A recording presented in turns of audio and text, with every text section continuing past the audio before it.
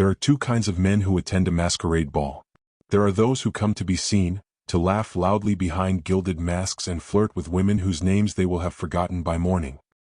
And then there are those who come, as one particular gentleman did on the night of the 12th of May, in the year 1816, for a far darker purpose entirely, men who wear their masks not to hide their faces, but to hide their intentions. He stood at the edge of the ballroom of Hartmoor House, half in shadow, half in the gold wash of 1,000 candles, watching the dancers turn through the steps of a quadrille with the cold, patient attention of a man watching a chessboard rather than a party. He was tall, dark-haired, dressed in unrelieved black but for the silver embroidery at his cuffs, and he wore, beneath a plain black domino mask, an expression that no one in that glittering room had troubled themselves to read, because no one there yet knew who he was, or what he had come to do. His name was Gideon Thorne, 6th Earl of Ravensmoor, and he had waited 11 years for this particular evening. He was not watching the dancers in general. He was watching one dancer in particular, a young woman in silver silk with dark gold hair dressed high and threaded with pearls, laughing at something her partner had said, her whole face lit with an unguarded warmth that made her, in that single unstudied moment, the most striking creature in the room. She danced like a woman who had never once in her life been told to be careful, to be smaller, to make herself less remarkable than she was. She danced like a woman who did not yet know that her whole world was about to change. Her name was Lady Seraphina Hartmoor, only daughter of the Duke of Hartmoor. And she did not know, could not have known, laughing there in the candlelight in her silver gown, that the masked stranger watching her from the shadows had sworn, 11 years before, over his father's cold and dishonored grave, that he would one day bring her family to complete and total ruin, and that he had returned to London for precisely that purpose, on this exact night, wearing this exact mask, with a plan already moving into motion that would touch every single person in that glittering room before it was through. He watched her finish the dance, he watched her laugh, breathless, and accept a glass of champagne from a footman and turn, for just a moment, directly toward the shadows where he stood, as though some instinct in her had felt the weight of his attention even across the crowded floor. Their eyes met. She did not know him. Of course she did not know him. He had left England a boy of 19, thin and unremarkable and utterly beneath the notice of a duke's small golden-haired daughter of 11, and he had returned a man of 30, transformed by 11 years of hard fortune building in India and the West Indies into someone entirely unrecognizable, even to the very few people in London who might once have remembered the name Ravensmoor at all, a name that had, after all, spent more than a decade being spoken, only in whispers and only ever as a byword for scandal and ruin. But something in her gaze held on his a fraction of a second longer than courtesy required, and something in his own chest tightened in a way he had not permitted it to do in 11 long years of careful, deliberate self-discipline, a small, unwelcome, entirely inconvenient flicker of feeling that he noted, filed away, and immediately, ruthlessly set aside. She is the means to an end, he told himself, as he had told himself 100 times in the weeks of planning that had brought him to this ballroom. Nothing more. Whatever she is, whatever she seems to be, she is a Hartmoor, and the Hartmoors owe a debt that has waited 11 years to be collected, and I am the man who has come to collect it. He set down his own untouched glass of champagne, straightened his black coat, and began to cross the ballroom floor toward her, toward the girl in silver silk who did not yet know that the most dangerous man in London had just decided, over the space of a single held glance, that she would be the instrument of her own family's destruction. She smiled at him as he approached. He smiled back. And neither one of them yet understood how completely that single smile would unmake everything they thought they knew about revenge, about love, and about themselves.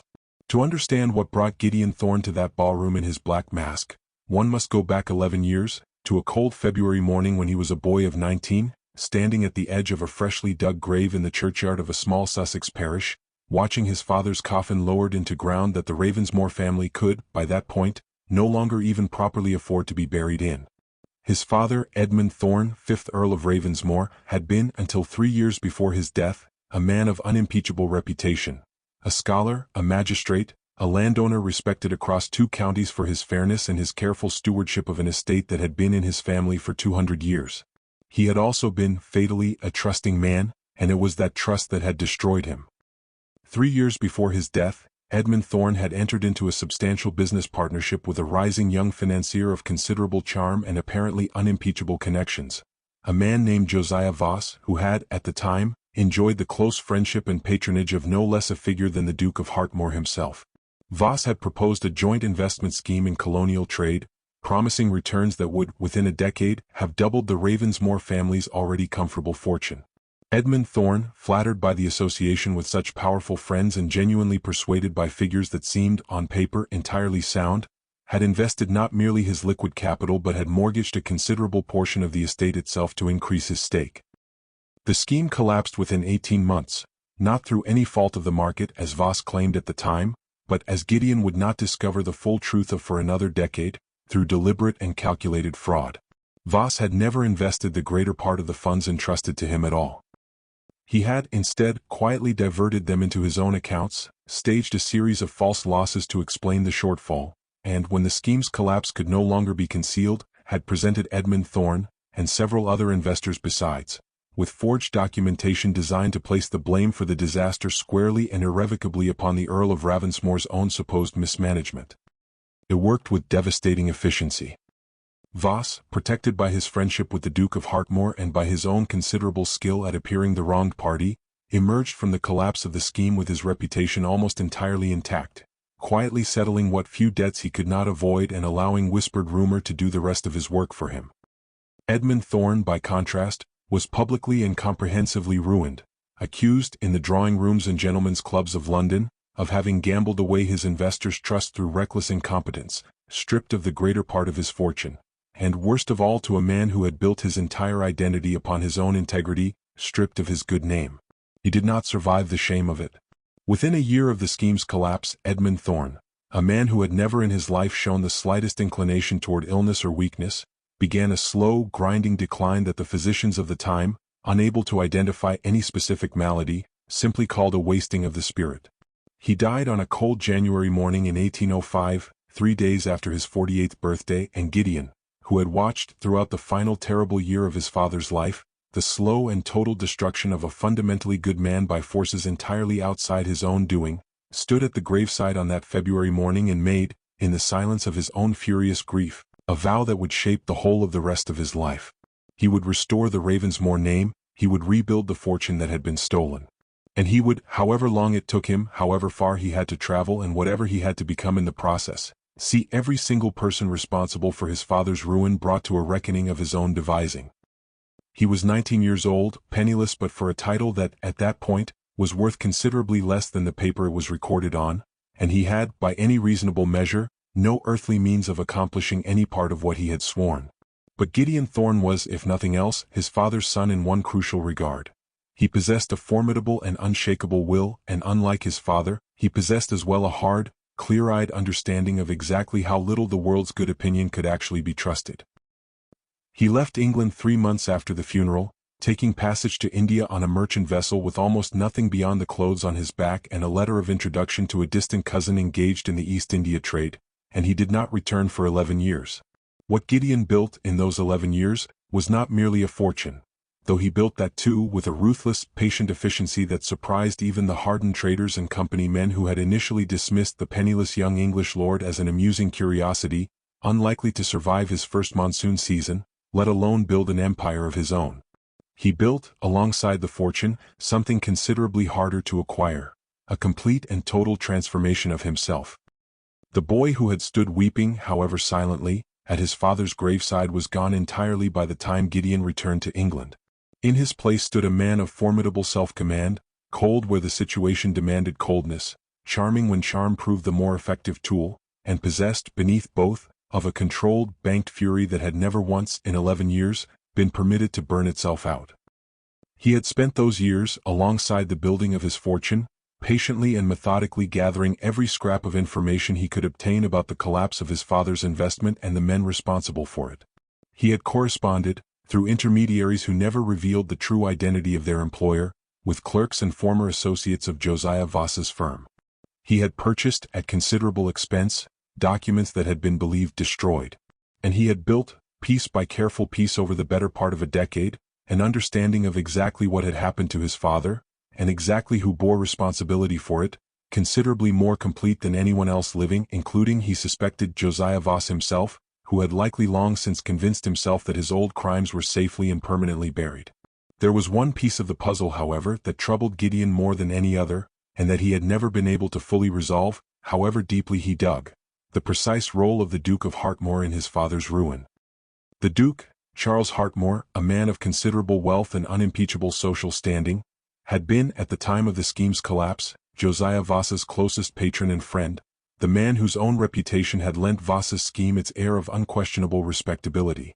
It was widely believed, in the circles where Gideon had made his careful inquiries, that the Duke had known considerably more about the true state of Voss's finances than he had ever publicly admitted, that he had, in fact, quietly withdrawn his own investment from the scheme some months before its collapse, having received some private warning that others, including Edmund Thorne, had never been given. If this was true, and Gideon had, by the time of his return to England, gathered enough circumstantial evidence to believe it very likely true indeed, then the Duke of Hartmoor bore, at the very least, a grave moral culpability for his father's ruin, having allowed his old friend Edmund Thorne to walk unwarned into a catastrophe the Duke himself had already seen coming, and had done nothing whatsoever to prevent. It was this belief, more than any other single fact, that had brought Gideon to Hartmoor House on the night of the masquerade, wearing his black mask, watching the Duke's only daughter dance across the ballroom floor in her gown of silver silk. His plan, formed over many months of cold calculation, was simple in its cruelty, however elaborate its execution. He would win the affection, and in time the hand, of Lady Seraphina Hartmoor, the Duke's beloved only child, the center of the old man's entire world since the death of his wife some years before. He would allow the Duke to believe himself gaining, through the marriage, both a wealthy and well-connected son-in-law and the restoration of an old family alliance. And then, once the marriage was secured, once he held within his own hands complete legal control over whatever dowry and eventual inheritance came with Seraphina Hartmoor's hand, he would reveal, publicly and comprehensively, exactly what the Duke of Hartmoor had known and concealed 11 years before, and he would use every resource at his considerable disposal to see the old man's reputation, and if necessary his fortune besides, brought as low as his own father's had once been brought. It was, Gideon told himself as he crossed the crowded ballroom floor toward the girl in silver silk, nothing more than simple justice, however long delayed. He did not yet let himself consider what it would cost him to use an innocent young woman, for he had, even then, no evidence whatsoever that Seraphina Hartmoor herself bore any responsibility for her father's old sins, as the instrument of that justice. He would have cause, before very much longer, to consider it a great deal more carefully than he wished to. "You are staring, sir," Lady Seraphina Hartmoor said, with a directness that caught Gideon slightly off guard as he came to a stop before her. "Most gentlemen at least pretend to some subtlety about it." "Forgive me," Gideon said, recovering his composure with the smooth ease of long practice. "I find myself entirely unable to summon the necessary subtlety, my lady. You dance as though the rest of the room does not exist. It is a rather difficult thing to look away from." She studied him for a moment through the eyeholes of a delicate silver mask that covered only the upper half of her face, leaving her mouth free to curve, slowly, into an expression that was not quite a smile and not quite a challenge. "You have the advantage of me, sir," she said. "You know my voice, evidently, though we have not been introduced. The whole of London seems to know Lord Hartmoor's daughter by her laugh alone, which I confess I find rather tiresome. But I do not know yours." Good, Gideon thought, with the cold clarity of a man executing a plan exactly as intended. She does not recognize the name Ravensmoor even in passing conversation. 11 years, and my father's ruin has already faded to nothing more than old gossip, if she has heard it discussed at all. That, at least, will make this easier. "A gentleman recently returned to England, my lady, after some years abroad," he said, which was, if not the whole truth, at least no lie. "I find I am somewhat out of practice at London society, and rather more comfortable these days in a counting-house than a ballroom. You will have to forgive my staring as the awkwardness of a man relearning old customs, rather than any deliberate impertinence." "A merchant, then?" she said, with evident interest rather than the faint disdain such an admission might have drawn from a more conventionally minded young lady of the ton. "How refreshing! Most of the men in this room have done nothing more strenuous in their lives than inherit money someone else worked considerably harder to earn. I find I have very little patience for idleness dressed up as breeding, whatever my father's friends might say to that." Gideon felt, despite himself, the corner of his mouth curve upward, a genuine reaction, not a calculated one, which surprised him rather more than it should have. "Then perhaps, my lady," he said, extending his hand as the musicians began the opening bars of a new dance, "you will do me the honor of a dance with a man who has, at the very least, earned every penny of his own idleness this evening." She laughed. A real laugh, bright and unguarded, the same laugh that had first drawn his attention across the crowded room, and placed her gloved hand in his. "Very well, mysterious merchant," she said, "but I warn you, I intend to discover your name before this dance is through. I find unsolved mysteries considerably more irritating than most people seem to. You have no idea," Gideon thought as he led her onto the floor, "how thoroughly you are about to become entangled in one." The dance that followed was, by any objective measure, an ordinary quadrille, performed by two masked strangers among 100 other masked strangers in a crowded and overheated ballroom. And yet Gideon Thorne, a man who had negotiated shipping contracts with pirates in the Indian Ocean and faced down armed bandits on the roads outside Calcutta without so much as a raised pulse, found himself, for the length of that single dance, entirely and uncomfortably absorbed in the particular way Lady Seraphina Hartmoor's eyes crinkled at the corners when she laughed, and the particular warmth of her gloved hand in his own, and the entirely unwelcome realization that he was, for the first time in 11 years, enjoying himself without any calculation whatsoever entering into the enjoyment. He caught himself, twice, and forced the feeling back down with the same ruthless discipline he had applied to every obstacle in 11 years of relentless self-reconstruction. This is a means to an end, he reminded himself each time, nothing more. Whatever pleasant company she happens to make does not alter what her father did, or what he owes for it.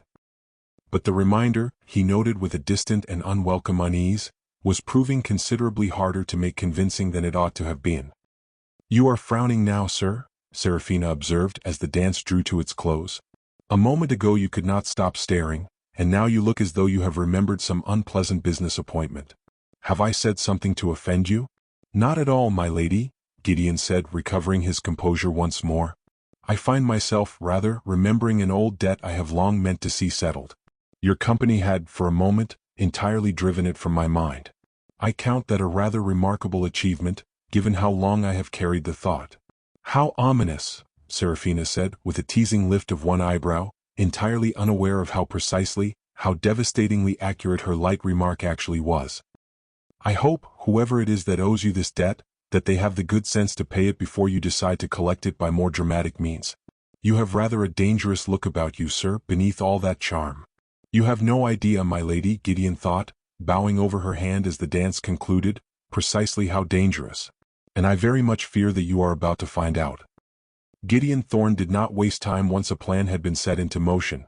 11 years of building an empire from nothing had taught him that hesitation, more than any other single failing, was the surest way to lose an advantage once gained.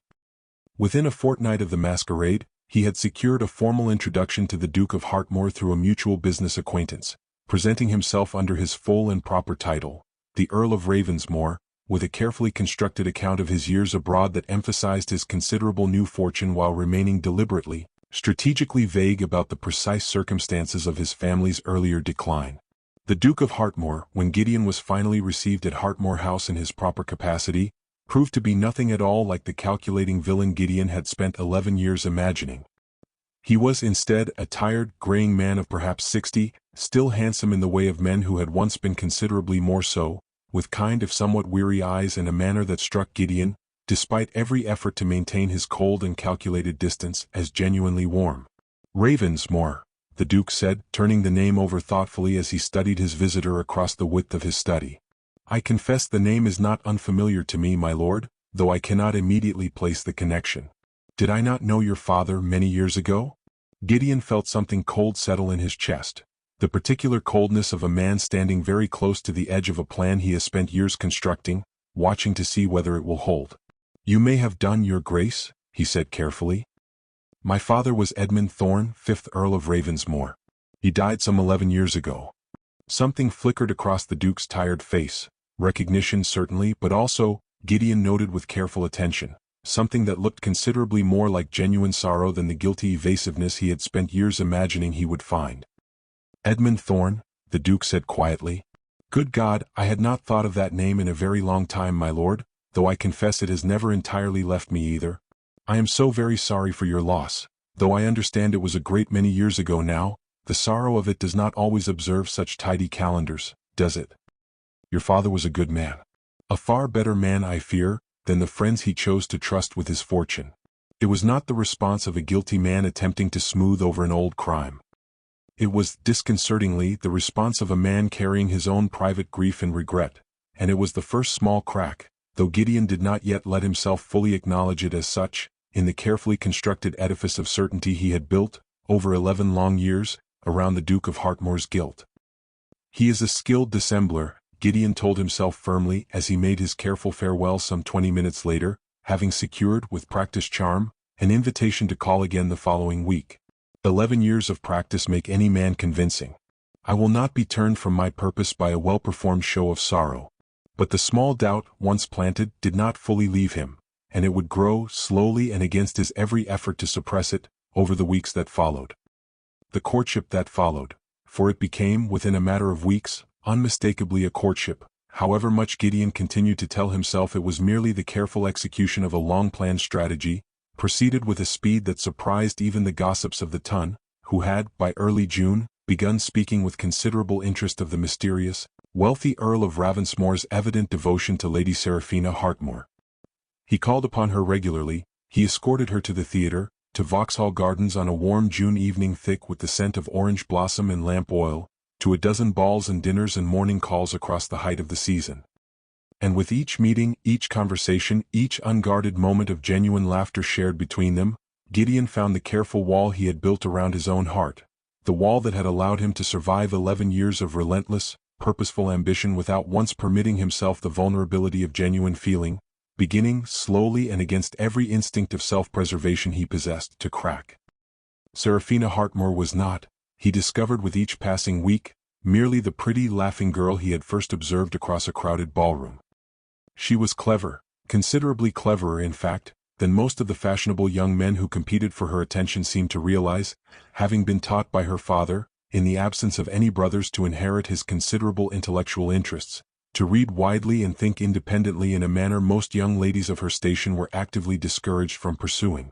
She was kind, in a way that expressed itself not through performative displays of sensibility but through small genuine acts of attention, remembering the names of servants, sending a basket to a sick tenant on her father's estate without any expectation of praise for the gesture, listening with real interest rather than polite pretense when Gideon spoke, carefully and selectively, of his years in India. And she was, increasingly and to Gideon's growing alarm, someone whose company he found himself genuinely, helplessly seeking out, not for the sake of his careful, patient revenge, but for its own sake entirely. "You have gone quiet again," Seraphina observed one evening in late June, as they walked together along the gravelled paths of Hartmoor House's gardens during a small dinner party, chaperoned at a discreet distance by her aunt. "You do this rather often, my lord, fall silent in the middle of a perfectly pleasant conversation, as though some heavier thought has suddenly claimed your attention. I begin to suspect you are not, in fact, the carefree merchant adventurer you first presented yourself as at the masquerade." Gideon, caught rather more off guard than he liked by her perceptiveness, took a moment before answering. "You are observant, my lady," he said finally. "More observant, I think, than is entirely comfortable for the man being observed." "I have had a great deal of practice," Seraphina said, with a wry, self-deprecating smile that Gideon had come, over the preceding weeks, to find entirely disarming. "My father has been, since my mother's death, a rather more private man than he once was. I learned early that if I wished to understand what truly troubled him, I would have to watch rather than simply ask. He does not always tell me the whole truth even now when he thinks it might cause me pain. I have grown rather skilled, in consequence, at reading what people do not say. If only you knew," Gideon thought, with a fresh and unwelcome wave of the doubt that had been steadily accumulating within him for weeks, "precisely how much your father is not telling you, and precisely how much I am not telling you either." "I carry an old grief, my lady," he said aloud, which was at least entirely true, whatever else remained carefully unspoken. "A loss from many years ago that I have not yet fully learned to set down, however much time has passed since it occurred. I did not expect, when I returned to England this spring, that I would find myself—" He paused, searching, with genuine and uncharacteristic difficulty for the right words, "that I would find myself so entirely unprepared for how much lighter that grief might feel in good company." It was, he realized even as he said it, dangerously close to an honest admission, closer to honest than any single sentence he had spoken to anyone in 11 long years of careful self-protection.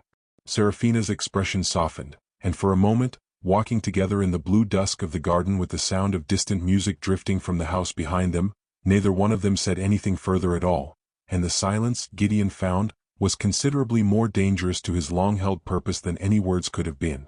By the time high summer arrived, the whole of fashionable London had come to consider the match between the Earl of Ravensmoor and Lady Seraphina Hartmoor a foregone conclusion, and the Duke himself, in a private conversation in his study one warm July afternoon, had made clear, with evident and unguarded pleasure, that he would welcome a formal offer of marriage should Gideon choose to make one. "I will confess to you plainly, my lord, since I have never been a man for excessive delicacy in matters that touch my daughter's happiness," the Duke said, settling into the chair behind his desk with the careful movements of a man whose joints had begun, in recent years, to trouble him more than he liked to admit. I confess, some private hope, when I first learned your identity, that a connection between our families might in some small way begin to right an old wrong I have long carried on my conscience regarding your father. I did not act as I ought to have done all those years ago, Lord Ravensmoor, when I first suspected, and I want you to understand that I only ever suspected, and did not know with certainty until it was already far too late to matter, that Josiah Voss's scheme was built on considerably less solid ground than he claimed. I withdrew my own modest investment on the strength of that suspicion, and I told myself at the time that I had no sufficient proof to warn others without risking a slander action that could have ruined me alongside Voss, should my suspicions prove wrong. It was, I have come to believe over many long years of reflection, a coward's calculation dressed up as prudent caution. Your father paid the price for my caution, my lord, and I have carried the weight of that knowledge for 11 years without ever finding a way to properly make amends for it. Gideon sat very still, his carefully maintained composure stretched in that moment, nearly to its breaking point. Here at last was the confession he had spent 11 years seeking, delivered not under pressure, not extracted through careful manipulation, but offered freely, painfully, by a man who had clearly carried the guilt of it, in his own quiet way for over a decade. It was not the confession of a calculating villain. It was the confession of a flawed, frightened man who had made a cowardly choice at a difficult moment, and who had spent 11 years regretting it. This is what I have built my entire revenge upon, Gideon thought, with a coldness that had nothing to do with satisfaction and everything to do with a dawning, unwelcome horror at his own long-cherished plan. An old man's private, guilt-ridden regret for a moment of cowardice, rather than deliberate cruelty. And I have spent 11 years planning to use his own beloved daughter, a woman who has done nothing whatsoever to deserve it, as the instrument of destroying him for it. Your Grace, Gideon said when he finally trusted himself to speak, his voice carefully controlled despite the turmoil beneath it, I did not come to London this spring seeking your confession, nor your amends. I came seeking. He stopped himself, unable in that moment to complete the sentence with the truth it demanded. You came seeking something, my lord, the Duke said gently, with the shrewd perceptiveness of a man who had, despite his earlier cowardice, spent a lifetime learning to read other men's hidden intentions. I have suspected it, in fact, for some weeks now, though I confess I have not been entirely certain what that something was. I hope, whatever it was, that you have found rather more than you originally sought. I hope, that is, that you have found my daughter, because I have watched the two of you together at every opportunity these past weeks, Lord Ravensmoor, and I do not believe, whatever else may have first brought you to Hartmoor House, that what exists between you now is anything other than genuine. Gideon left Hartmoor House that afternoon in a state of turmoil he had not experienced since the terrible year of his father's decline. His entire 11-year plan for careful, methodical revenge crumbling beneath the unbearable weight of an old man's genuine guilt-ridden humanity, and beneath the far heavier weight of his own dawning, undeniable realization that he had, somewhere in the weeks of careful courtship, fallen entirely and irrevocably in love with the very woman he had set out to destroy. It was at this precise moment of Gideon's deepening crisis of conscience, poised as he was, between 11 years of carefully nurtured purpose and a devastating new understanding of his own heart, that a letter arrived which would upend the entire foundation of everything he believed he understood about his father's ruin. The letter came from a former clerk of Josiah Voss's firm, a man named Thomas Price whom Gideon had, over several years, cultivated as a source through careful and discreet payments, and whom he had believed had long since told him everything of value he knew regarding the collapse of the investment scheme that had destroyed Edmund Thorne. Price, now elderly and evidently troubled by a recent illness that had made him consider, for the first time in many years, the weight of old sins upon his conscience, wrote to inform Gideon of a piece of information he had, until now, deliberately withheld, not out of malice, but out of genuine fear for his own safety. My lord, the letter began in a shaking aged hand that spoke eloquently of the writer's failing health. I have carried a secret these many years that I believe, now that death draws nearer to me than I care to admit, I can no longer in conscience withhold, whatever the risk to myself in the telling of it. You have believed, as I allowed you to believe, that Josiah Voss acted alone in the fraud that destroyed your father's fortune and in time his life. This was never entirely true. Voss did not devise the scheme that ruined your father. He was in fact himself little more than an instrument, a charming, expendable front man employed by a considerably more powerful figure who remained, throughout the whole affair, entirely hidden from public view, and who has, in the 11 years since, continued to prosper enormously from the fortune stolen not merely from your father, but from at least 4 other investors whose ruin was engineered by the very same scheme, under the very same careful concealment. That man, my lord, was Sir Nathaniel Gray, at the time a rising figure in London finance and now, as you may know, a considerably more prominent one, having in recent years purchased himself both a baronetcy and a position of significant influence within the very circles of society that once, unknowingly, funded his rise. It was Gray who devised the scheme, Gray who provided the forged documentation used to shift blame onto your father and the other ruined investors, and Gray who arranged, through careful and deliberate manipulation, for the Duke of Hartmoor to receive a private warning to withdraw his own investment before the scheme's collapse, not out of any loyalty to the Duke, but because Gray required at least one prominent, respectable name to remain untouched by the disaster, in order to preserve the scheme's appearance of legitimacy for future ventures. Voss himself died some 4 years ago, in circumstances I understand to have been considerably more suspicious than the official record suggests, and I have long believed, though I cannot prove it, that Sir Nathaniel Gray arranged his death as well, once Voss had outlived his usefulness and become, in his final years, an increasing liability through drink and indiscretion.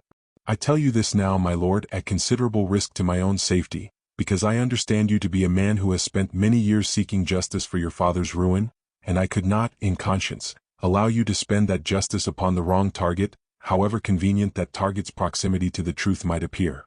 The Duke of Hartmoor was manipulated, my lord, not complicit. The true architect of your father's destruction, and of a great deal more besides, walks free to this day, respected and untouched, and I pray you will find some way to see him finally answer for it. Yours in what remains of my conscience, Thomas Price. Gideon read the letter 3 times in the privacy of his study, his hands, by the final reading, no longer entirely steady, and felt, for the first time in 11 years, the full and terrible weight of exactly how badly he had misdirected the whole of his carefully constructed revenge. The Duke of Hartmoor was not his enemy, he had never truly been his enemy, merely a frightened, flawed man who had made one cowardly choice at a critical moment, and who had spent 11 years quietly regretting it. The true architect of Edmund Thorne's ruin was a man Gideon had, until this moment, never once considered. A man named Sir Nathaniel Gray who had, by cruel and deliberate design, arranged for an innocent duke to bear the private suspicion of guilt, precisely so that the real villain of the piece might remain forever hidden behind his victim's misdirected anger. And Gideon, clever, careful, meticulous Gideon, who had spent 11 years building an elaborate plan of revenge against the wrong man entirely, had very nearly destroyed the happiness of the one woman he had, against every intention and every careful calculation, come to love more than his own long-cherished purpose, in service of a vengeance aimed at an innocent target. Gideon did not sleep that night. He sat alone in his study until the candles burned low and the first gray light of dawn began to creep through the curtains, turning the letter over and over in his hands, and confronting, with the same ruthless honesty he had once applied only to business calculations and never, in 11 years, to his own heart, the full scope of what he had very nearly done. He had planned to marry an innocent woman for the sole purpose of destroying her innocent father. He had allowed a decade of grief and fury to calcify into a plan so single-minded, so thoroughly convinced of its own righteousness, that he had never once, in 11 long years, troubled himself to seriously question whether the target of his vengeance was, in fact, the man truly responsible for his father's ruin. And now, having discovered the truth almost too late, he faced a choice that would define, in ways considerably more permanent than any business decision he had ever made, the entire remaining course of his life. He could abandon his revenge entirely, could quietly withdraw from the courtship, spare Seraphina and her father the pain of ever learning how close they had come to being deliberately destroyed by the man they had welcomed into their home with such genuine warmth, and simply walk away, carrying the truth of Sir Nathaniel Gray's guilt to his own private grave, unpunished and unexposed. Or he could do what his 11-year-old vow had always demanded, pursue justice wherever it truly led, not against the Duke of Hartmoor, whom he now understood to be as much a victim of Grey's manipulation as his own father had been, but against the true architect of the scheme, whatever the personal cost of exposing him might prove to be.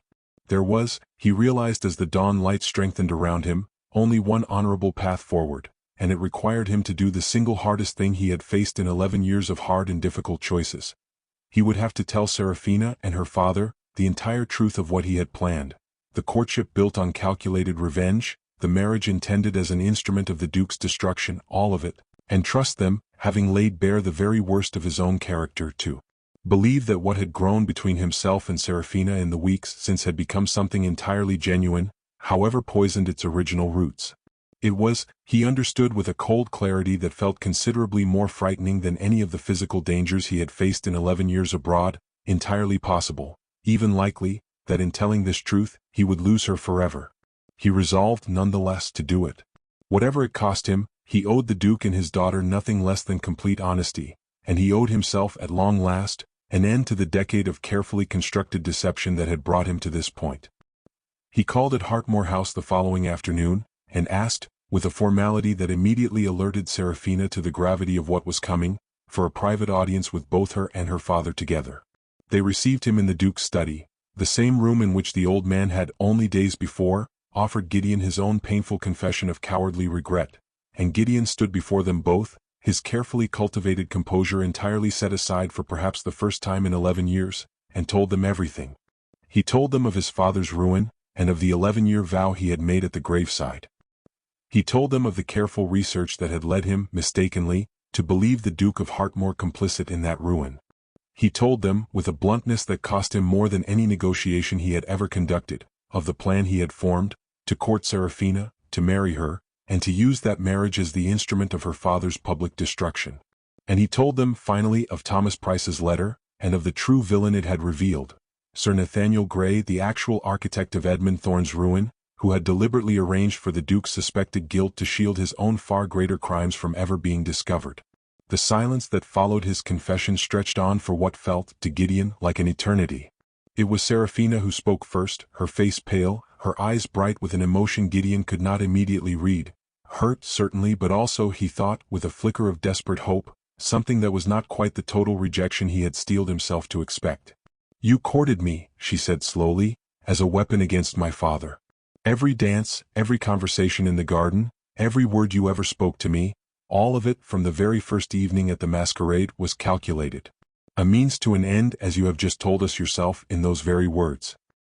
"It began that way," Gideon said, unable and unwilling even now to soften the truth of it. "I will not insult you by pretending otherwise, my lady, whatever it costs me in your good opinion to admit it, but it did not remain that way. I do not expect you to believe me easily, given everything I have just confessed. But somewhere in the weeks since that first dance, what I felt for you stopped being calculation entirely, and became something I have not permitted myself to feel for any other living person in 11 long years. I have told you the whole truth today at the risk of losing you entirely, because I could not bear to build whatever future might exist between us upon a foundation of continued deception. Whatever you decide, my lady, whatever both of you decide, I needed you to know the complete truth, however badly it reflects upon my own character." The Duke, who had listened to the entire confession in a silence that Gideon found considerably more unnerving than any outburst of anger might have been, finally spoke. "You have wronged us both, Lord Ravensmoor," he said quietly. "There is no softening that truth, and I will not pretend otherwise for the sake of easy comfort. But I have lived myself with the knowledge of my own cowardly silence for 11 years, and I have learned in that time that a man's worst impulse need not define the whole of his character, provided he finds, eventually, the courage to choose differently. You have chosen today to tell us a truth that would have cost you considerably less to conceal. That choice matters to me, my lord, a great deal more than I suspect you currently believe it does." He turned to his daughter. "Seraphina, my dear, this decision must be entirely yours to make.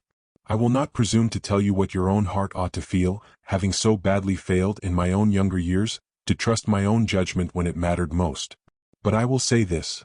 A man who confesses his worst sins freely at real cost to himself, when silence would have served him considerably better, is not, I think, the same man who first conceived of those sins. Whatever you decide, know that I stand ready to support it." Seraphina looked at Gideon for a long moment, her expression unreadable, before she finally spoke again. "I need time," she said. "I cannot simply set aside what you have told me today, Lord Ravensmoor, however genuine you claim your feelings have become. But I do not, I find, wish to send you away entirely either, which surprises me considerably more than I expected it to. Give me time, and in that time I think you had better turn your considerable talents toward the true villain in this story, rather than continuing to stand before me waiting for an answer I am not yet prepared to give. Bring Sir Nathaniel Grey to the justice you have spent 11 years pursuing against the wrong man entirely. Perhaps, in the proving of that, I will find my own answer as well." What followed was a hunt considerably more complex and considerably more dangerous than anything Gideon had undertaken in 11 years of careful, patient revenge-building, because Sir Nathaniel Grey, unlike the Duke of Hartmoor, was a man who had spent over a decade very deliberately covering every trace of his true crimes, and who possessed, by this point, both the wealth and the social standing to defend himself with considerable ruthlessness against any threat to his carefully constructed respectability. Gideon threw himself into the investigation with every resource at his disposal: his own considerable fortune, the network of contacts he had built across 11 years of international trade, and increasingly, the quiet but formidable assistance of the Duke of Hartmoor himself, who proved, once given the opportunity to make some genuine amends for his old cowardice, to possess both extensive knowledge of London's financial circles and a fierce, previously untapped determination to see his own name, and his old friend Edmund Thorne's, finally cleared of any lingering suspicion. Together, over the course of a tense and difficult August, they assembled the case. Thomas Price's letter, corroborated by careful cross-examination and by several additional documents, the elderly clerk was persuaded, with the Duke's gentle but persistent encouragement, to provide before his failing health made further testimony impossible. Financial records, painstakingly traced through a network of shell investments and shifted accounts, that revealed the true scope of Sir Nathaniel Grey's decade-long pattern of calculated fraud, not merely the scheme that had destroyed Edmund Thorne, but at least 3 subsequent schemes besides, each one ruining a fresh set of unsuspecting investors while Grey himself climbed steadily higher into the ranks of respectable London society. And most damning of all, a written confession, obtained through means Gideon never fully disclosed even to Seraphina, though she suspected, correctly, that it had involved a considerable sum of money paid to one of Grey's own increasingly disillusioned junior associates, that laid out, in Grey's own hand, the full mechanics of the original scheme that had destroyed Gideon's father, including explicit acknowledgement of the deliberate manipulation used to shield the Duke of Hartmoor's reputation at Edmund Thorne's expense. The confrontation, when it finally came, took place not in a dramatic courtroom scene, but in the considerably more mundane setting of Sir Nathaniel Grey's own richly appointed study, where Gideon, accompanied by the Duke of Hartmoor and by a barrister of formidable reputation whom Gideon had engaged specifically for the purpose, laid the entire accumulated case before a man who had, until that precise moment, believed his old crimes entirely and permanently buried. Grey, a smooth, silver-haired man of considerable self-possession, who had spent over a decade perfecting the art of appearing entirely above reproach, attempted at first the same calm, dismissive denial that had served him so effectively for 11 years. But the accumulated weight of the evidence and the clear, unwavering resolve of the men arrayed before him proved, in the end, considerably more than even his practiced composure could withstand. "You cannot prove any of this holds together in a court of law," Grey said finally, his voice considerably less steady than it had been at the confrontation's beginning. "Price is a dying man whose testimony any competent barrister could dismiss as the ramblings of a guilty conscience seeking absolution. Whatever documents you believe you have obtained, I have spent a decade ensuring my own name appears nowhere within them that cannot be plausibly explained away. Perhaps," Gideon said with a coldness that carried, for the first time in the entire confrontation, the full weight of 11 years of banked and patient fury, "perhaps a court of law would indeed find your careful concealment sufficient to escape formal judgment, Sir Nathaniel. But I do not require a court of law to accomplish what I have come here today to accomplish. I require only that every man and woman of consequence in London society learn, within the week, exactly what you have done, to my father, to the Duke of Hartmoor's reputation, and to at least 3 other families whose ruin you have engineered for your own profit over the past decade. I have spent 11 years learning precisely how thoroughly a man's reputation can be destroyed by nothing more than carefully documented, widely circulated truth, Sir Nathaniel. I learned that lesson, in fact, from watching what was done to my own father. I find myself, this afternoon, in the rather satisfying position of being able to apply that same lesson to the man who actually earned it. It was not, in the end, a legal reckoning that brought Sir Nathaniel Gray's carefully constructed respectability crashing down around him, though the accumulated evidence, once made public, did eventually prompt a formal investigation that stripped him of both his baronetcy and the greater part of his remaining fortune. It was, instead, precisely the weapon Gideon had promised. The truth, patiently assembled and then released all at once into the drawing-rooms and gentlemen's clubs of London society, where Sir Nathaniel Gray had spent a decade building his false reputation, and where that reputation now unraveled, within a matter of weeks, with the same swift and merciless efficiency that had once destroyed Edmund Thorne's good name. Gideon had believed for 11 long years that the moment of his father's vindication, the moment when the true architect of Edmund Thorne's ruin finally faced the consequences of his crimes, would bring him something like peace. He found instead, standing in his own study on the evening the news of Sir Nathaniel Gray's public disgrace finally reached every corner of London, that the satisfaction he felt was considerably quieter, and considerably more complicated, than the fierce triumph he had once imagined he would feel. His father's name was, at last, fully and publicly restored, the old suspicion of mismanagement formally and comprehensively overturned, replaced by the true understanding of Edmund Thorne as a man who had been, like several others, the innocent victim of a calculated and deliberate fraud.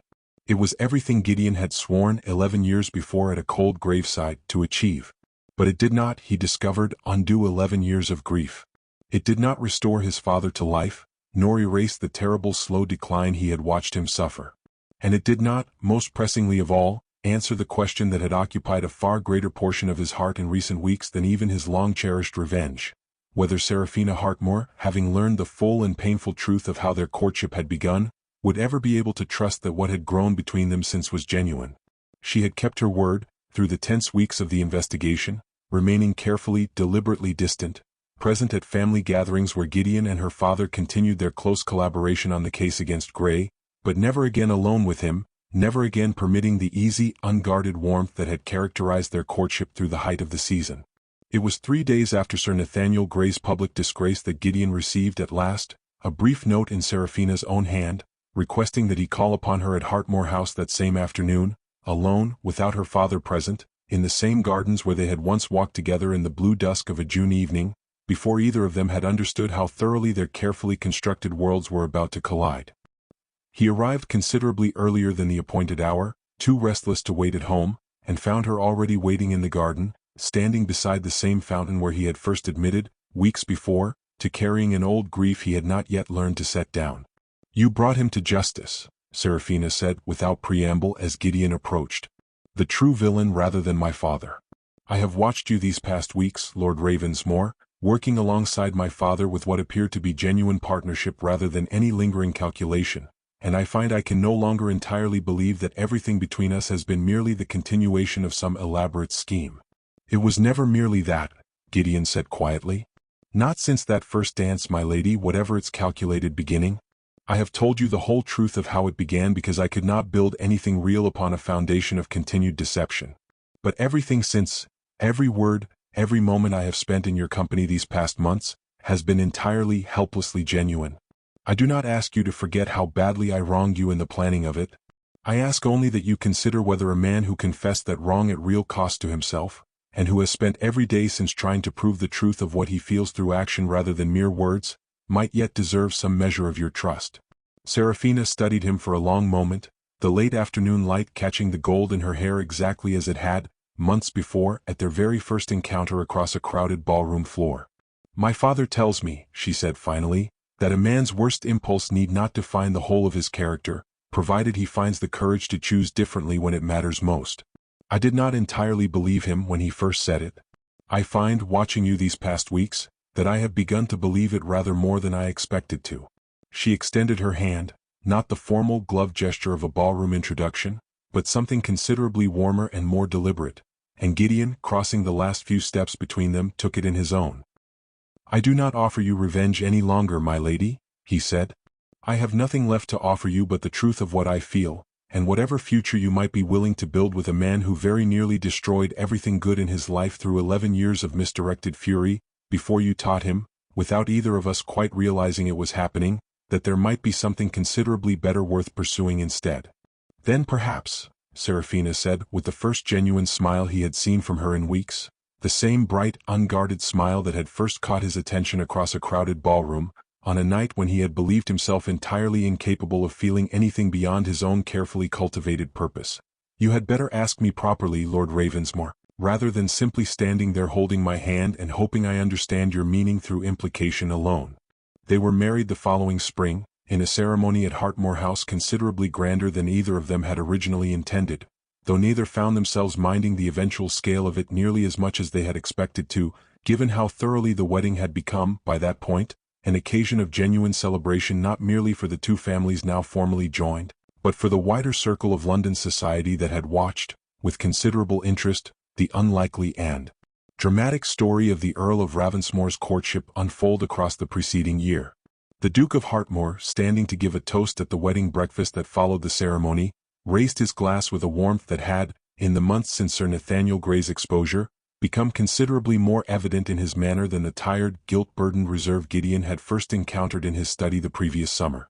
"I have learned a great deal this past year," the Duke said, "about the particular danger of old silences left too long unspoken, and about the rather remarkable capacity of the human heart to build something genuine even from the wreckage of a badly conceived beginning.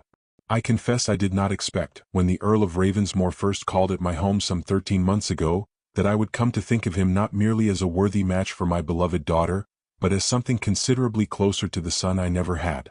I am grateful more than I can easily express, that both of these remarkable young people found in each other the courage to choose truth over easier deception, and love over the comfortable safety of old grievances left unresolved. To Gideon and Seraphina, may whatever remains of your story together be considerably less complicated than its beginning, and every bit as genuine as its present happiness."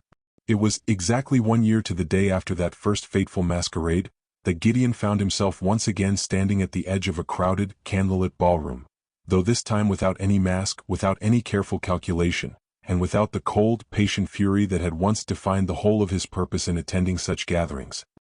He watched his wife across the room, laughing at something her aunt had said, her whole face lit with exactly the same unguarded warmth that had first caught his attention a year before, and felt, for the first time since his father's death 11 years prior, something that he recognized with a quiet and profound gratitude as genuine and uncomplicated peace. Seraphina caught his eye across the crowded floor, exactly as she had done a year before, and crossed the room to join him, slipping her hand into his with the easy familiarity of a year of genuine marriage rather than the careful formality of a first, calculated dance. "You are staring again," she said, echoing deliberately the very words with which she had first addressed him across that same room a year before. "I find I have never entirely broken the habit," Gideon said, drawing her closer, "though I confess the reasons behind it have changed rather considerably since that first evening." "Oh?" she said, with the same teasing lift of an eyebrow that had first disarmed him a year before. "And what reasons might those be, my lord?"